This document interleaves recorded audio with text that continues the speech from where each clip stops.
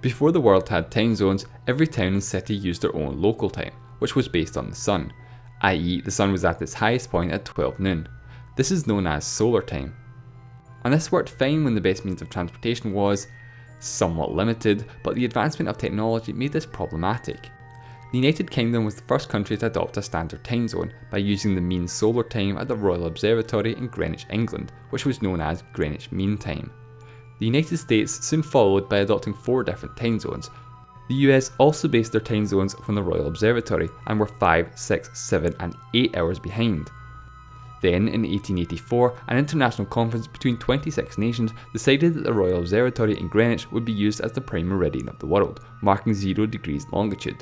So because there are 24 hours in a day, 24 lines of longitude every 15 degrees mark the centre of each time zone. Although it's actually 25 time zones, minus 12 to plus 12 and including 0. Therefore, a minus and plus 12 are half the size of all the other time zones. Today, every country in the world has one or more time zones and use Coordinated Universal Time, or UTC, which is an offset of the prime meridian.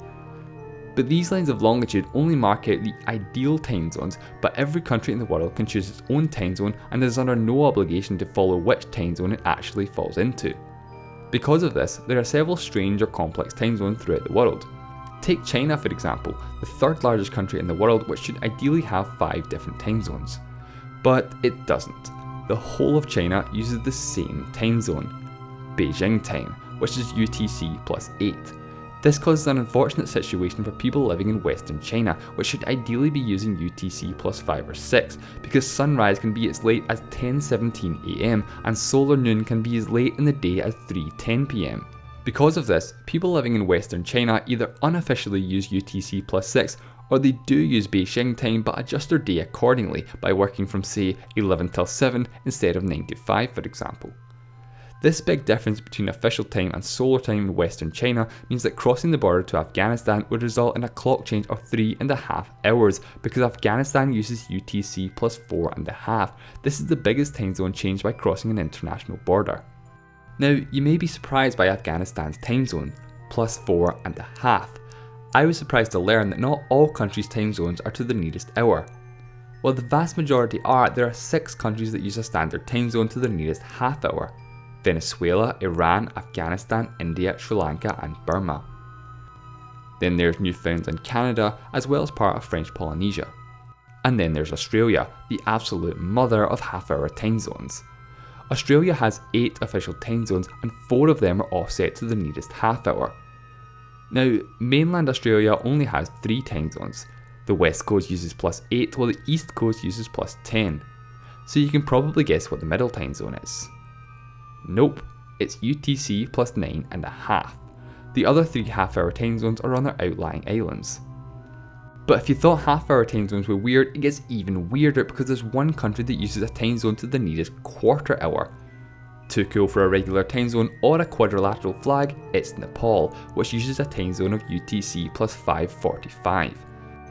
Although it's not the only place in the world to have a time zone offset by 45 minutes from the hour, the Chatham Islands of New Zealand use plus 12:45 while the main islands use plus 12.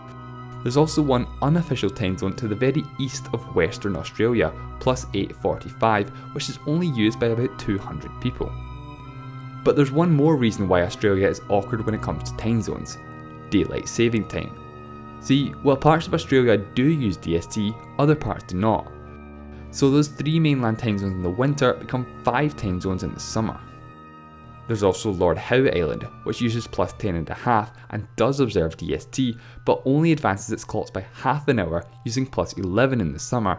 This makes Lord Howe Island the only place in the world not to advance by a whole hour during daylight saving time. But by far the weirdest place when it comes to time zones is the international dateline. Now, in a perfect world, the line would be at 180 degrees longitude, exactly opposite the prime meridian. But since all countries can choose their own time zones, the international dateline is far from a straight line. While you would expect the time zones to range from minus 12 to plus 12, the furthest advanced time zone is actually plus 14, which is unique to the Line Islands of Kiribati, which are on about the same longitude as Hawaii. Both are at the exact same time, but Hawaii is an entire calendar day behind. Taking a closer look at the international dateline shows just how complex the time zones are. The Line Islands are 26 hours ahead of the uninhabited US territory Baker Island, about 2,000 kilometers west of the Line Islands. Although UTC-12 is an unofficial time zone, and all islands within this time zone are uninhabited. The furthest behind time zone actually in use is UTC-11, used by the country of Niue as well as several American territories.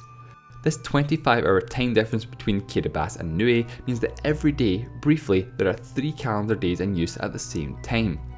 At 10:30 AM on Wednesday in the UK, it's 11:30 PM on Tuesday in Niue and 12:30 AM on Thursday on the Line Islands of Kiribati. But the international dateline wasn't always like this. Kiribati is made up of 3 island groups: the Gilbert Islands, the Phoenix Islands and the Line Islands. The Gilbert Islands were a British colony, while the Phoenix and Line Islands were part of the United States. Then, in 1979, Kiribati gained independence from the UK and the US relinquished all claims to the Phoenix and Line Islands, which became part of the Republic of Kiribati. The time zones were +12, -11 and -10. This became problematic because officers on different sides of the international dateline could only conduct business with each other on 4 days a week when both sides of the dateline were on a weekday. So in 1995, their time zones were changed by shifting the Eastern Islands to +13 and +14, drastically changing the shape of the international dateline. This also made Kiribati the first country in the world to enter the new millennium. However, this wasn't the most recent change to the international dateline. The most recent change was in 2011, with Samoa switching sides.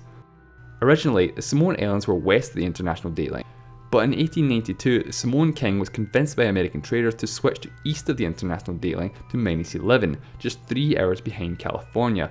The king agreed in order to improve trade with the United States, and the switch was made by repeating the 4th of July, 1892. Then, after more than 100 years, in 2011, the now independent country of Samoa, comprised of the Western Samoan Islands, switched back to west of the international dateline, while the Eastern Samoan Islands, American Samoa, stayed at -11.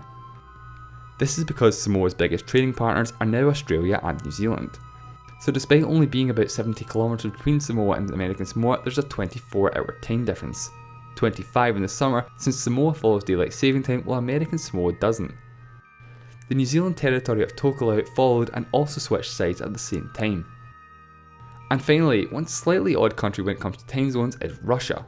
Russia has 9 different time zones, yet they all seem to be in the wrong place.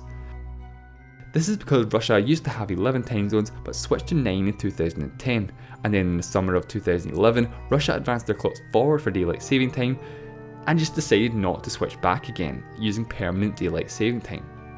Since Russia is so far north, permanent DST gives Russia more sunlight during the evenings.